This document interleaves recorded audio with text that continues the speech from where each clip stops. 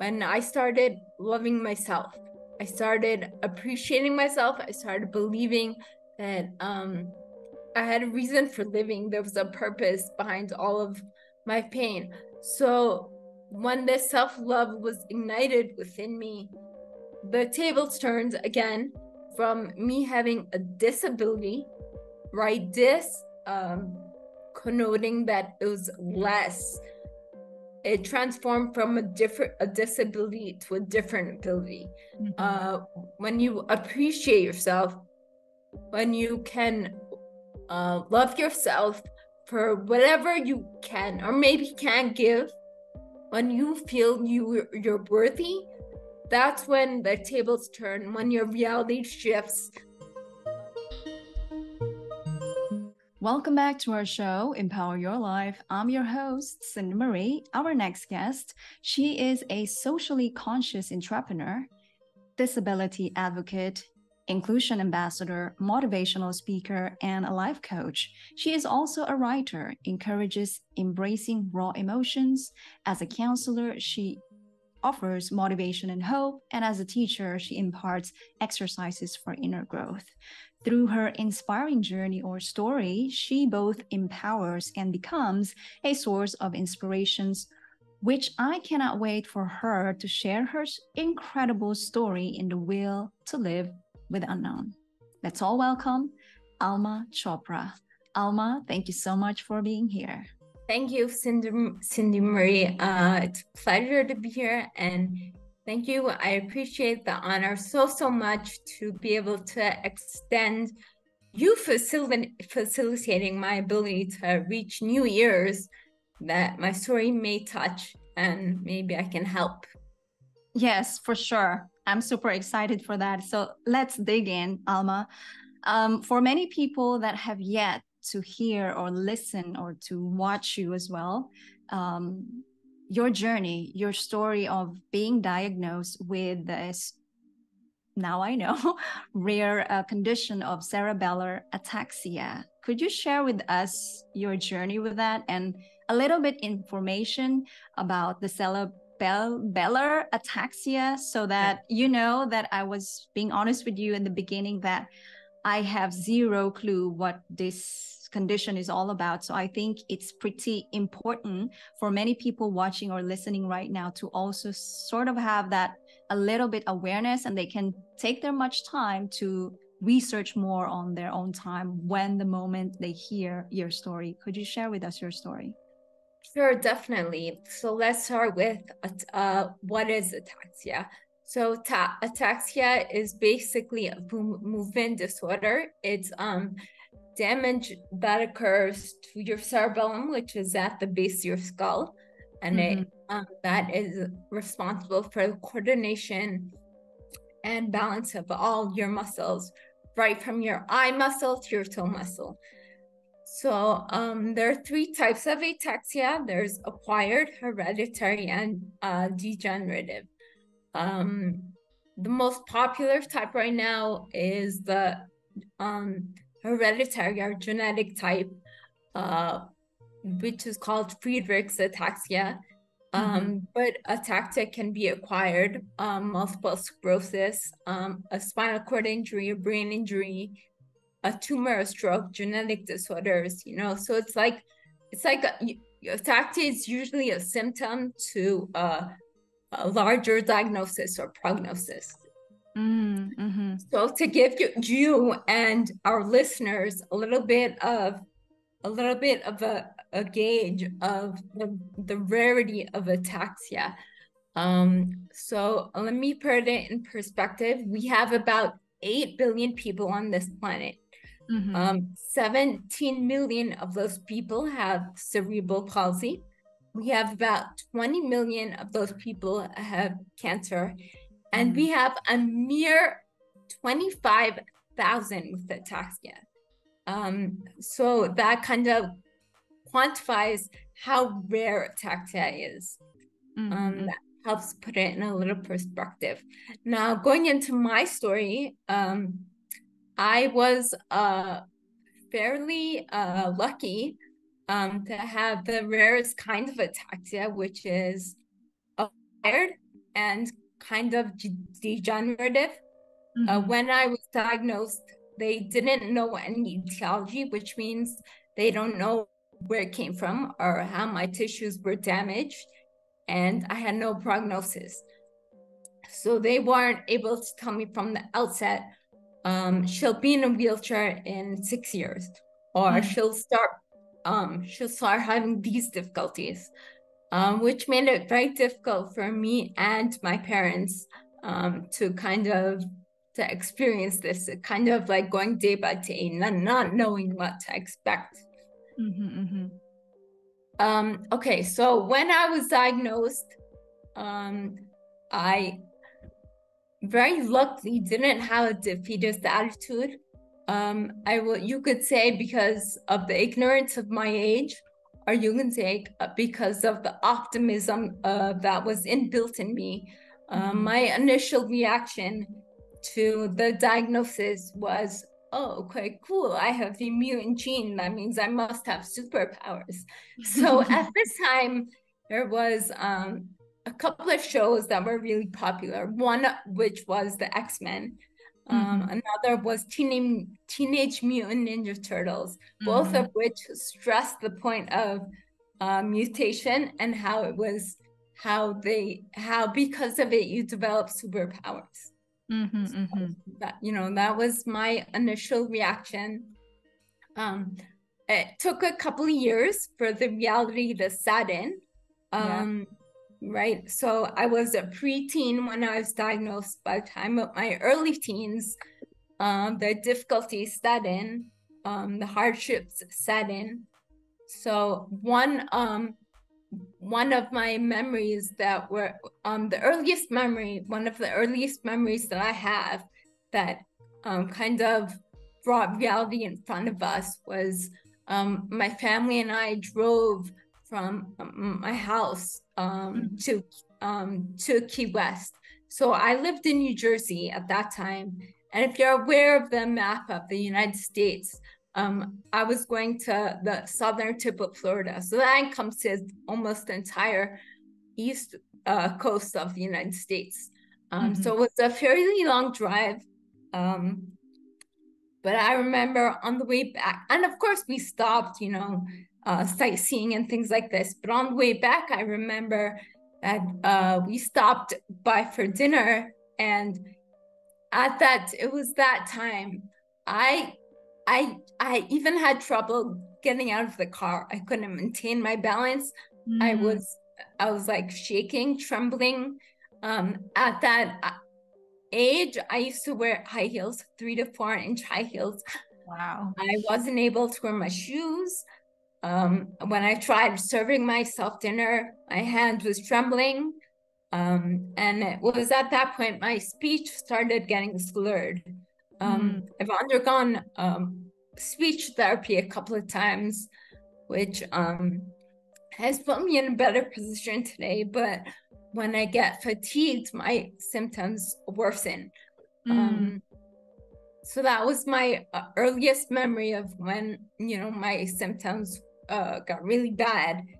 Over the years, my symptoms, I've learned to deal with my symptoms through, physical therapy, speech therapy, working on my emotions, and just things like that, but just help me deal with my symptoms and not getting overly fatigued with nuances that come from the outer world. And so just to continue on the journey of your story, up until now, has it occurred to you to have that, or I'm guessing that you have this intention of that curiosity of what else can I do? What else do I can understand about this condition? So for example, for me, just to give you an idea, my condition is not as compared as yours. Mine is more on myoma and fibroids. So there are a lot of, it's also genetic. And one of the things that I try to dive in more information is like, what else can I do in natural way to reduce the increase of the growth of the fibroids, it's a cells that growing unstoppable inside my womb. And through that, I learned more about healthier lifestyle. And so my curiosity, next question to you is that, does it occur to you to understand how can I minimize, or is there anything that you can minimize the symptoms, or it's just through the medicine? Okay, well, I'll tell you what, let me back up a little bit. So when I was diagnosed, I was going through schooling. I was like, personality-wise, very social, very outgoing, very kind of vibrant, loud kind of personality. But then like being diagnosed in your teens is really tough because that's the time in your life when you want to try to be the same. You try to assimilate rather than, you know, picking out differences.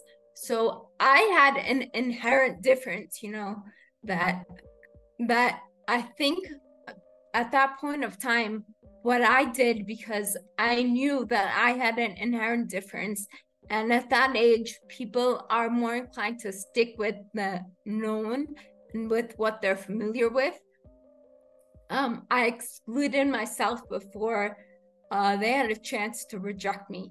So I became reclusive, I became introverted, I became quiet, and I became, thus I became more focused on my studies, which I excelled at, my creative abilities, which I excelled at. So while outwardly I was going through a lot of trials and tribulations, I turned inward, and my energy is focused inwards. Yeah, I can fully agree with you at that moment. So to continue, since now it's been years as you kind of more know what to do, and my assumption or my guessing will be, before you being diagnosed with this condition, your understanding the meaning of life totally different from where you are right now. So my question to you is that, how much did it change from there on, your understanding the meaning of life? I think my meaning of the definition I have given life is ever evolving. Meaning, I think when I was diagnosed, it was one. When I was going through the trials and tribulations, that was another, and now it's another. So let me retrace my steps. So when someone, and in this case me, is diagnosed with a life-changing or life-threatening disorder or disease, you basically have two options: to live and die, to live or to die. Meaning you can live despite it, or you can live because it. Living despite it means living regardless of your limitations, living with the thoughts of moving forward. Living because of it is always trying to find a cure, and that's the main purpose of your life. So when I was diagnosed, I was really too young to understand the implications of the diagnosis that it had on my life and the quality of my life. While I was going through the trials and the tests of my diagnosis, I think my meaning of life was living because of it. So I was slowly dying, my parents right along with me. We were running for answers, looking for cures, doing research, and I was pulled out of school. I was, given, leniencies to make me feel like I was special, that I was, like exactly what I didn't want, that I was different, that I needed special attention. Now, if you ask me what is my meaning of life, it's totally changed. So now I'm at a point where I'm living despite my challenges. I've overcome the fears, the hesitations, the stigma of what I have, and I'm able to live live and enjoy life without having to always think about what's the cure, how much, if I don't get cured, I won't have a family. If I don't get cured, I won't have a career. I'm trying to have a career, have a family, have friends, whatever it is, even though I have even though I have, a physical diagnosis, which is truly hard to do. So when people don't have the support, the energy, and the will, which I didn't have when I was a teenager, you generally succumb to living life because of your disability, right?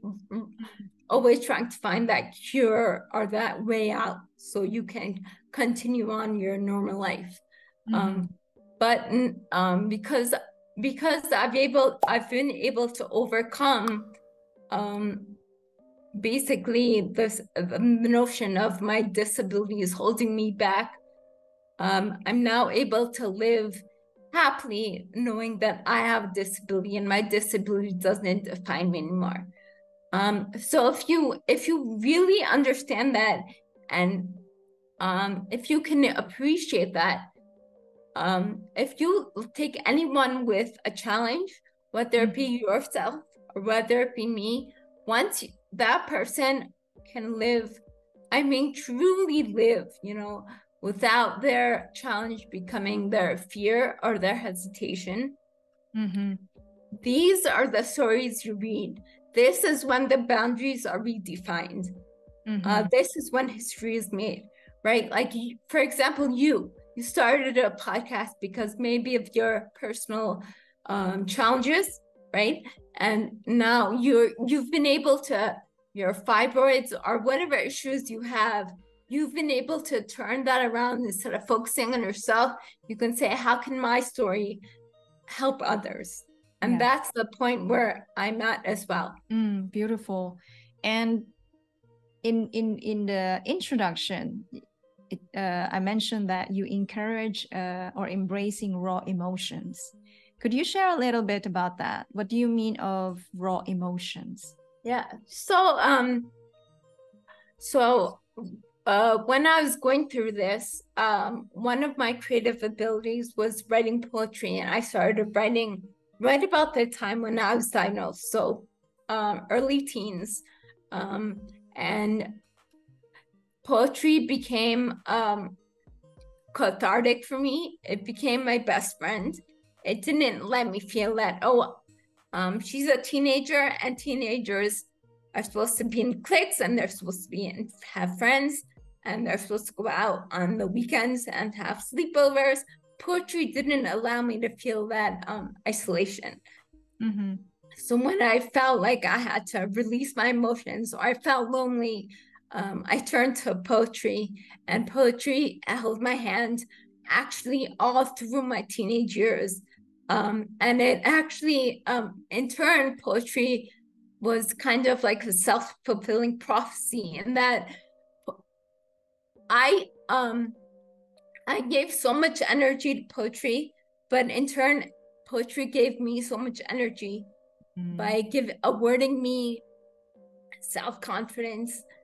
So that was my experience with raw emotion, and now I'm an advocate of feeling your emotions. Like, a lot of people bottle their emotions up and try to suppress their emotions, but your emotions and really understanding where they come from, I think that is the healing path.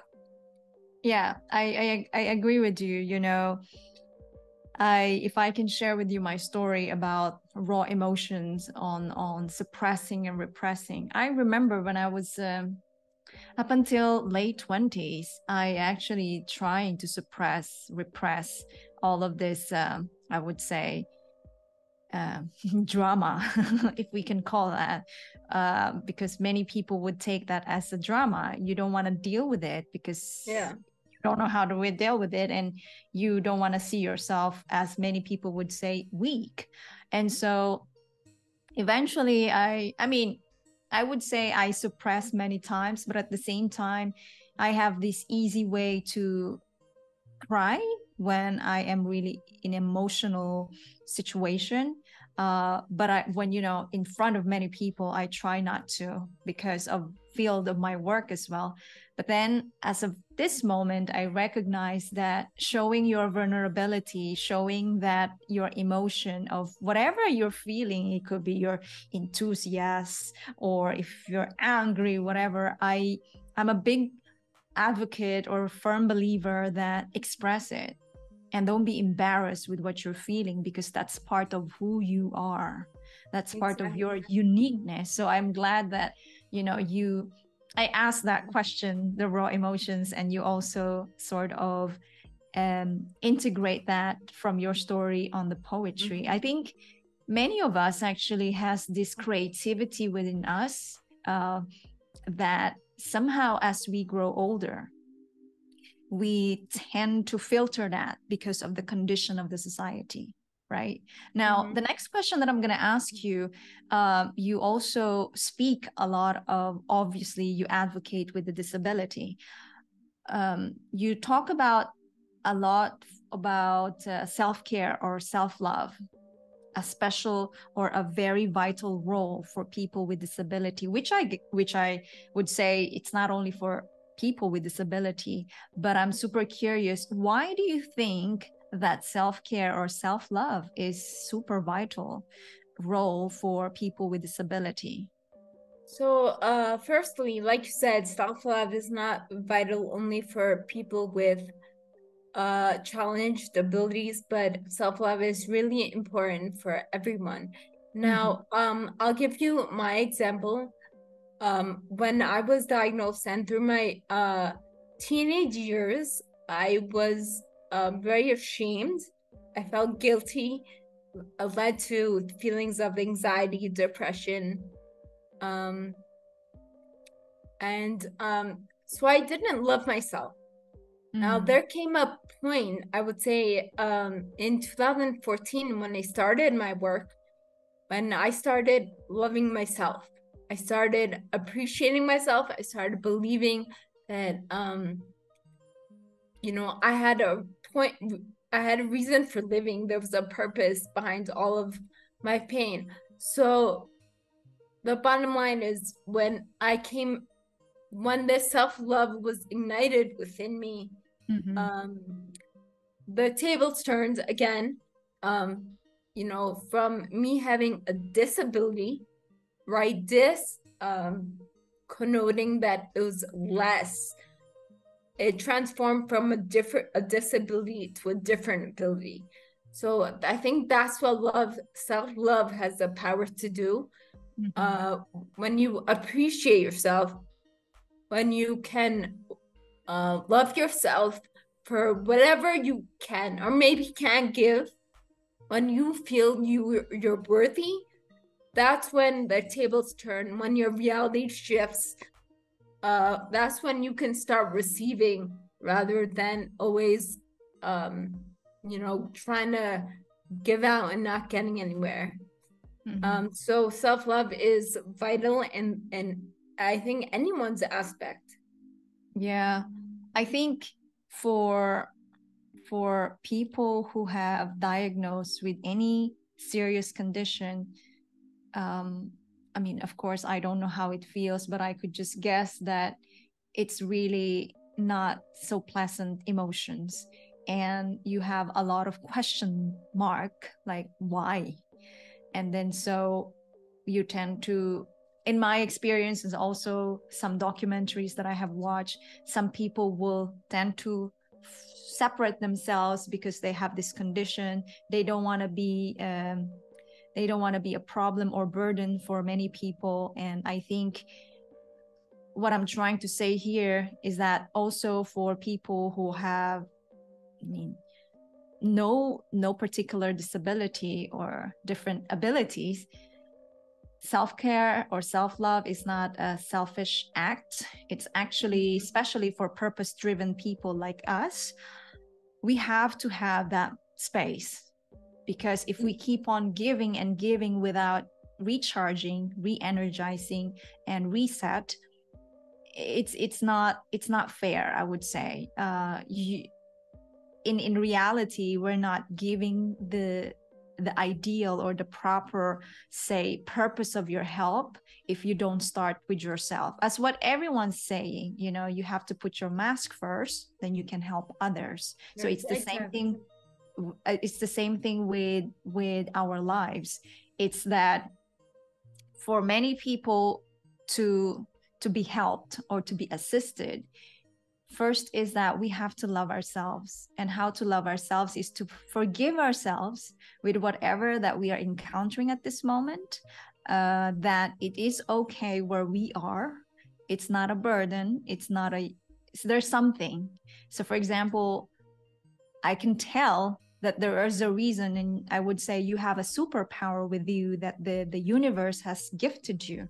And of course, it doesn't look nice, but I am super happy that you shifted, that you have actually a mission.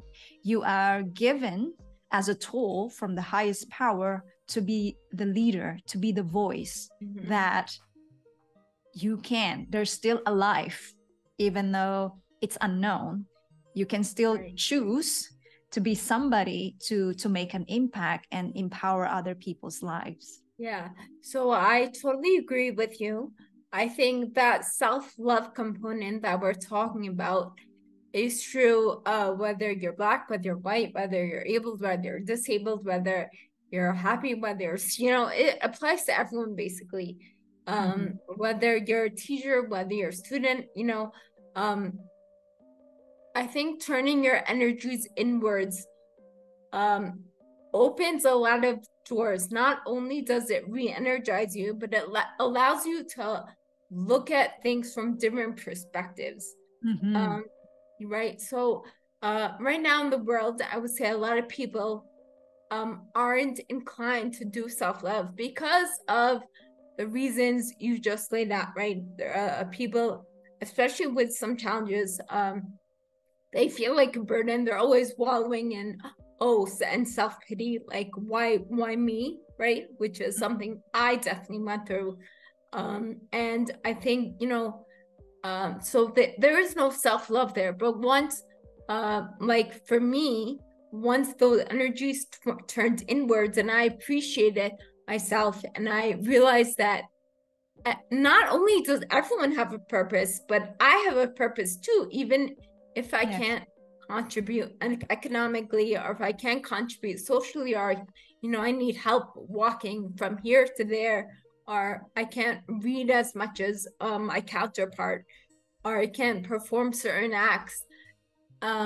Once you realize that you are important, then you can allow yourself to put that energy into you. And once you put that energy into you, just like what I'm doing and what you're doing and what many coaches are doing, you can start looking outwards and you can start helping other people, right? But until you experience that self-love and believe you're truly worthy, you're not ever going to be in that position to go from, oh, I'm a burden, to let me lessen someone else's burden. Beautiful. Or I can lessen someone else's burden. Yeah, that's gold when you mention about that you are worthy. I think in our situation, I mean, has been conditioned for many years that we are so validating our self-value through the external. And I just want to reiterate and re-stress what Alma just said. Regardless of your situation, your status in life, or your ability, you are indeed enough. I'm a big believer that we do have certain gifts, talents that only dedicated to us, and we have yet to unlock that. That is the gift, actually, that's for us to unlock it and share to people. And but it has to start of loving ourselves in any way, whether you're feeling like, oh, I'm so ugly, or I have so much white hair, or I look awful, whatever. Love every part of yourself, because you are not born here disabled, if I can say that, but you're born here with unique you. You are beautiful enough. So thank you for sharing that, Alma. And my next question to you, you know, I'm not sure, and this question that I'm gonna ask you is somehow curiosity.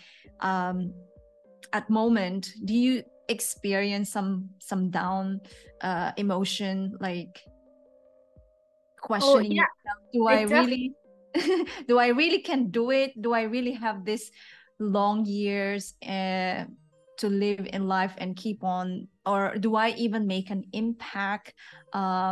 Because I don't know, I mean, sometimes I can be honest here that sometimes I have that question, but there's just this sense of energy that flows in me, that's telling me in very subtle voice that yes, you're making an impact. So I continuously waking up every morning, and then yes, I can do it.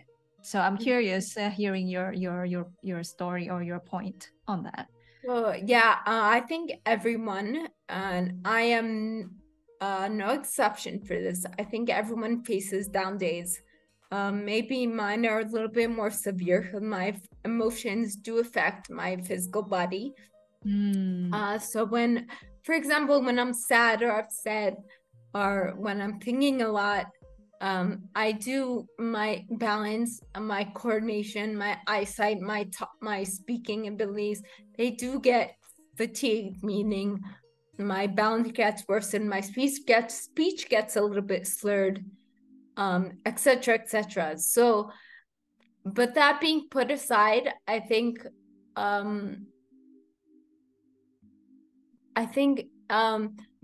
these down, so like everything is goes up and down, right? So everyone has down days, but you also have up days, right? So when I have down days, how do I get out of my down days?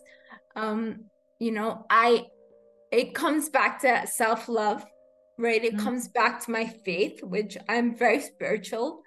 So early on, I developed a kinship to spirituality, and now it's just stronger. So I have an inherent belief that not only me, but everyone is here for a reason. So putting the spotlight on me, I have very limited physical input, meaning I can't really function at a normal job just the way you can.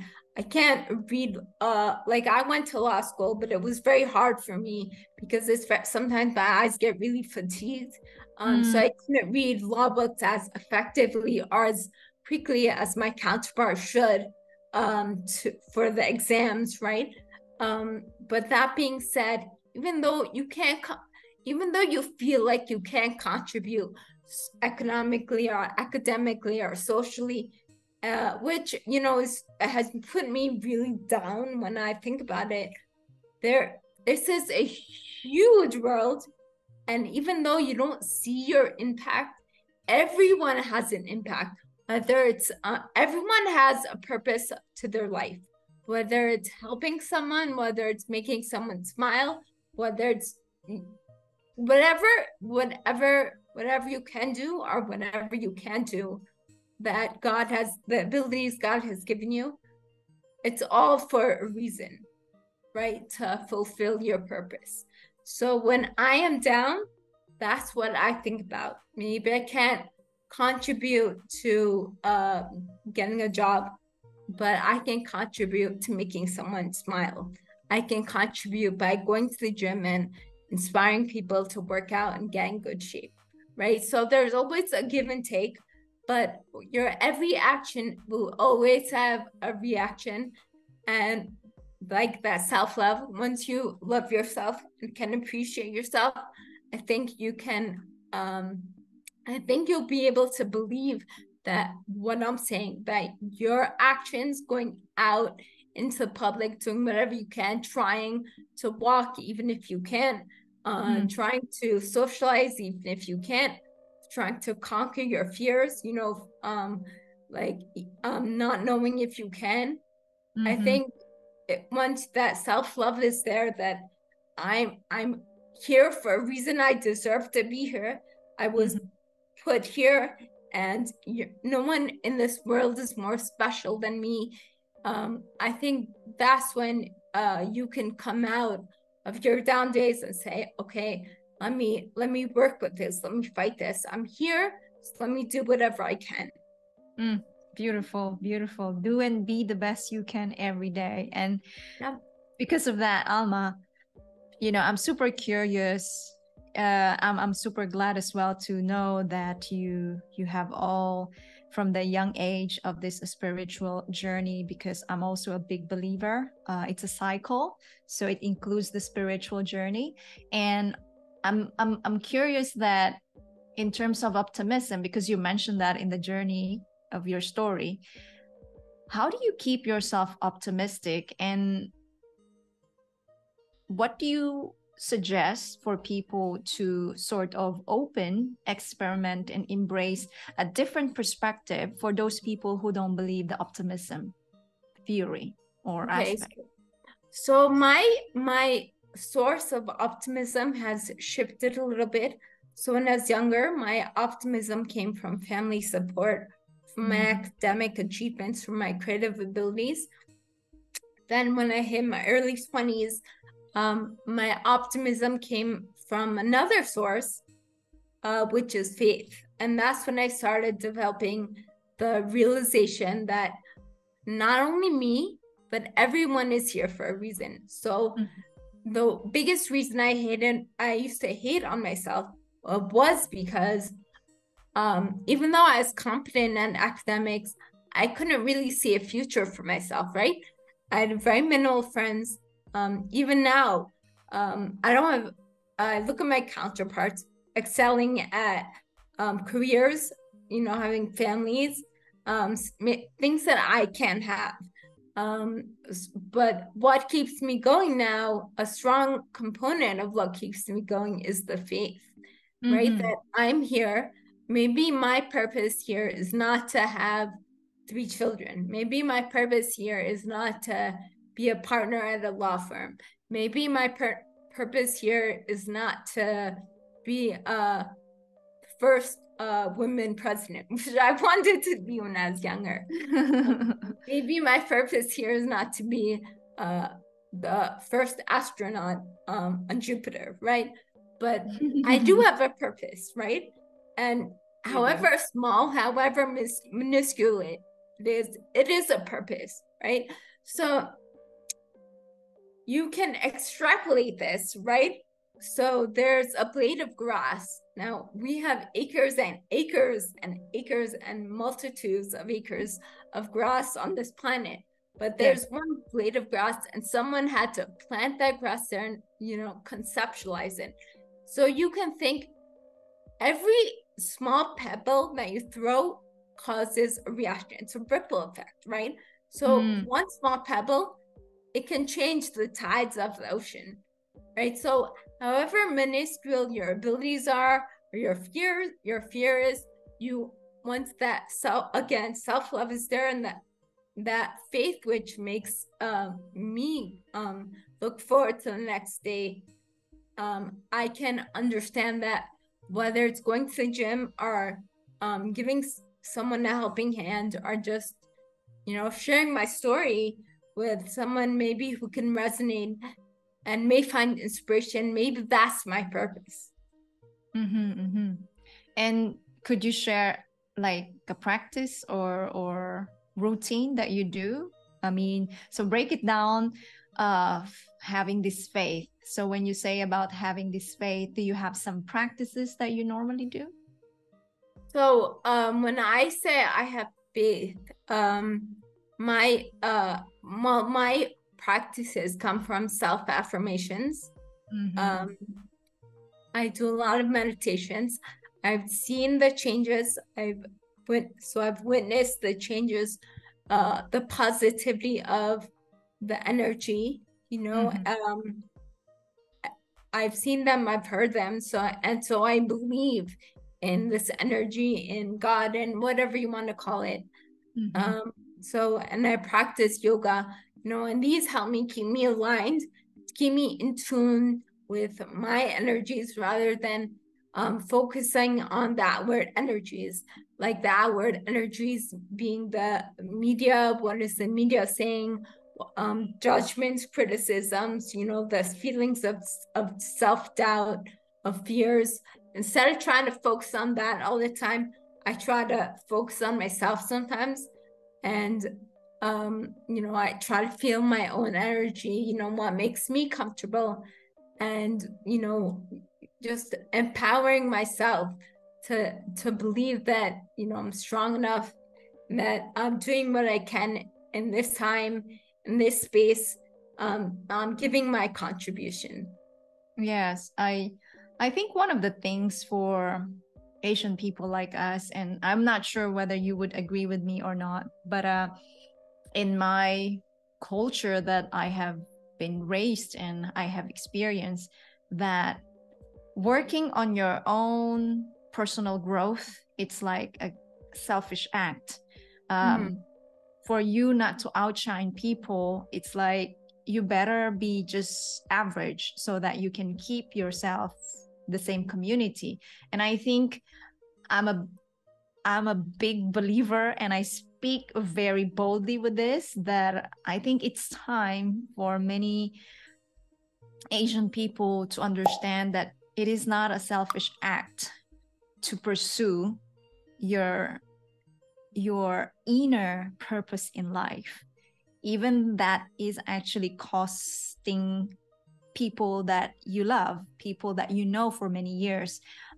Just to give you some stories, that when I sign up of this new journey of mine as a coach, multi-passionate coach, singer, podcast, and an entrepreneur life, I decided that whatever it takes, I'm going to be the person who I am, want to become.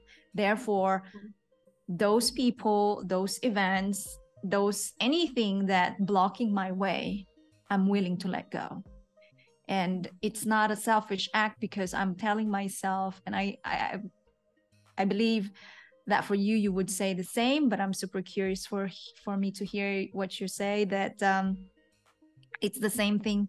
It's a win-win situation. When I give myself the time and space to get to know myself better, to pursue the purpose that I'm doing right now, then I can offer more of my gifts to people. And I think I want to encourage people that this is I won't say proper, but this is a great way to really hone or harness who you are being. And it's really, really not a selfish act. And I know that many people, your friends, your family would feel that you're abandoning us. In fact, we are not, or I am not, at least, because I'm doing my journey so I can empower more people, including them, so I can bring a hope that, you know, we can be the person we want to become.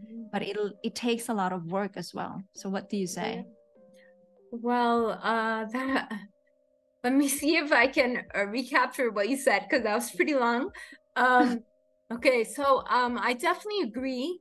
We're both from the Eastern cultures. And I think in the Eastern culture, especially for women, there's a strong sense of maybe community and maybe selflessness.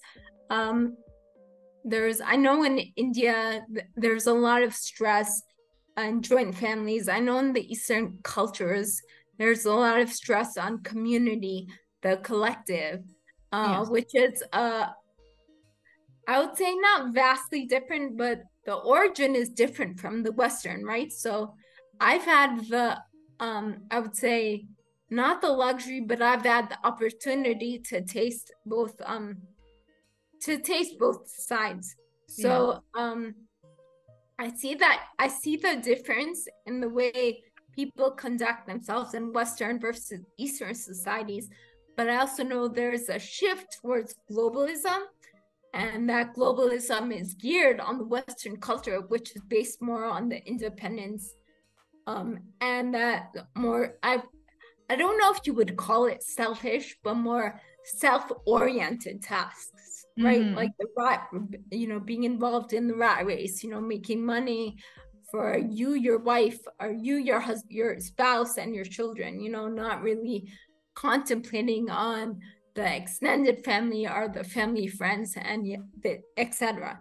So I see that shift, and it's important. And I think slowly, Eastern societies are getting there. There is that shift between selfless and selfish, right? Mm-hmm. Selfish not meaning malicious kind of selfish meaning a more inward orientation. Mm-hmm.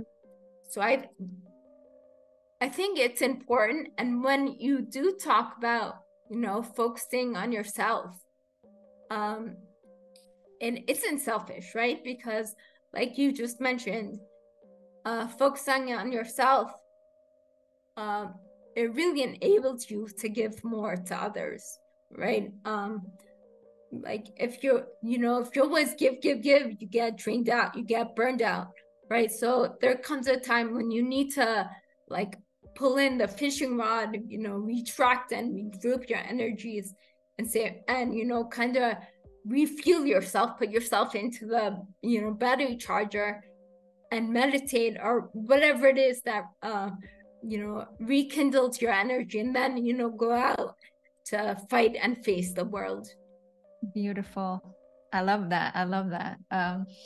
It's I love it. You have so much wisdom in our conversation, and I'm super sure that for many people watching or listening right now, I'm hopeful that they are truly inspired and motivated and encouraged, with the challenges that everyone's having right now in this fast-paced world, as we all know. And I'm super curious, and I know that many people would like to connect with you. And if there's any speaking engagement or anything that people want to connect with you to be inspired and hear more of your story, where can people reach out? So I'm fairly easy to find. Right now I'm based in India. So the first and easiest way to reach me is my website, almachopra.com. So it's spelled exactly how it's heard. That's the first way to reach me. And then my social media platforms, namely Facebook, Instagram, and LinkedIn. I have a very visible presence there. So, if you want to reach out to me, and I hope you do, because I hope you can resonate with my words here that Cindy Marie has facilitated, I urge you to reach out so we can start our bold new narrative for you together. Yes. Oh, so love it. Yes, yes. I agree. If you feel like you want to be inspired, you want to hear someone to give you some stories that it's incredible to be more encouraged, please don't hesitate to reach out, Alma. And I'm also going to put all the details on the blog, on the podcast, under YouTube, so you can definitely reach out. And Alma, yes, before I let you go, since the topic of our conversation is all about unknown, and a lot of people don't, well, not a lot, but many, I think nowadays it's a lot of people having that fear of stepping into the unknown, right? And say just a scenario that you finished walking, right, for your exercise, and someone bumped in front of you and asked you, hey, could I have a minute or 3 minutes of your time? And then you said, yeah, sure. So let's sit down on the bench. And then she said, I don't know why I'm telling this to you, but I just felt like I want to express it to someone. And I think it's always easier to express to stranger because I don't want to feel judged or criticized what I'm going through. And I feel like I want to leave my current job. My family is so competitive. I have a doctor brother. I have a teacher in a very known university, and they wanted me to go for law firm, but it just doesn't resonate with me. I'm a very creative person, but my parents don't see that I can make money out of that. And I want to jump into this creativity, but I also afraid of the unknown. I don't know. I just think that what do you say? Do you have any suggestion or advice that you could share with me? Yeah. So, my first instinct would be go, do what your heart tells you to do. That would be my baseline, suggestion for anyone. But, it also requires, a fine tuning, because there are other things involved, right? There may be a family involved, there may be finances involved. Maybe if you quit your job, you won't be able to make the expenses. So it needs to be planned and it needs to be timed. I would definitely urge anyone to follow their heart, you know, and be brave enough to step into the unknown, because when you do step into the unknown, that's when the miracles and that's when the super happens, right? But if you continue on the path that you're told to be on, but that you don't really like, nothing extraordinary is going to happen. But going back to the suggestion, that's what I would suggest. I would suggest definitely, go for it, what you desire, but make a plan for yourself, right? What are the pros? What are the cons? What are the dependencies, right? Because like I said, a huge factor is finances, right? That is, unfortunately, that's something that we all need. And that may be a huge game changer in what you can and can't do. I love it. I love it. The practicality and also the boldness, which Yes. I also say this to people, that when you're jumping to a huge transition, let's say you want to be an entrepreneur, right? And you feel like you're not there yet, you don't have to give up your job, but you can change your perspective with that job. If let's say you hate that job, you can also empower yourself that I'm doing this because in the 1 year time or 2 years time, I will be an entrepreneur. I will build my own business. And that will give you an inspiration and moment every day, an energy that, yes, I'm going to go to work today. Yes, yes, yes. I love it. It's because I have bigger goals. I have a bigger mission and I have vision that will change and transform my life in the next 2 years. So thank you. Thank you so much for sharing that suggestions. And I think nowadays we also having this discussion of showing your authentic you. And I think many of us having this a different understanding of authentic you, meaning, yes, you can be real, but not to that extent. Be real to what we want you to be real. So if I can just add on that is, it's gonna take a lot of risks. There are a lot of, fears and testing the water, but I think it's always going to be worth it. Of course, if let's say the word you failed, actually you're not failing, you're just learning and growing. When we took that step or chapter to pursue what we desire and you felt like you want to change, it's okay to change. No one making a rule for you. It's all on you. And whatever criticism or embarrassment, whatever that is, it's gonna pass anyway. It's just about a time. So I am totally agreeing with Alma on doing the bold action or bold step, and also taking that practical steps, especially if you're just newly grad, for example. And yeah, and it's thank you for this conversation. I super love it, Alma, and I inspired by your story, by your courage, by your continuous talents and gifts, that superpower, right? You do have your superpowers in your own way, and this is what I love, and this is why we are connected and we're having this discussion. And for once again, for anybody that who you feel connected or resonated with the story of Alma, definitely reach out to her, almachopra.com. That's super easy. Yep. Yeah. Very easy. Yeah. Sorry, you're about to say something? No, I was gonna interrupt you. I just wanted to thank you for the opportunity for sharing my story, asking me such wonderful questions.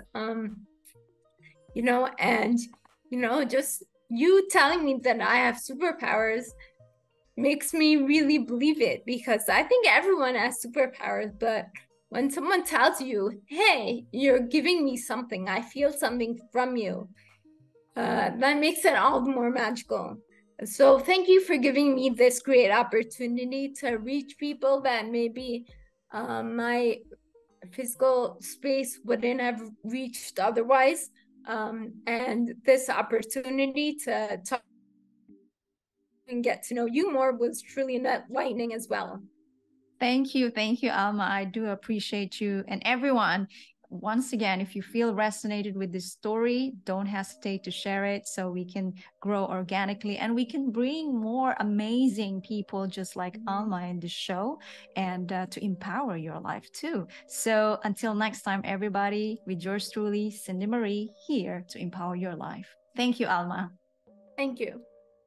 Super encouraging and motivating episode with Alma Chopra, right? I'm hopeful that you feel the same way. And what superpower shows up as you listen or watch to this episode? I'm super curious, so drop your comments below. And for our Empower Your Life show to grow organically and for us to bring more incredible and amazing leaders, please hit the subscribe button and share it to many people as you can, so we can reach more people and empower lives too. Until next time, stay optimistic. Give yourself permission to step into the unknown. Keep taking action. Believe in yourself and stay on your game, because you've got what it takes to achieve your dreams and make an impact in this world. Until next time, be unstoppable.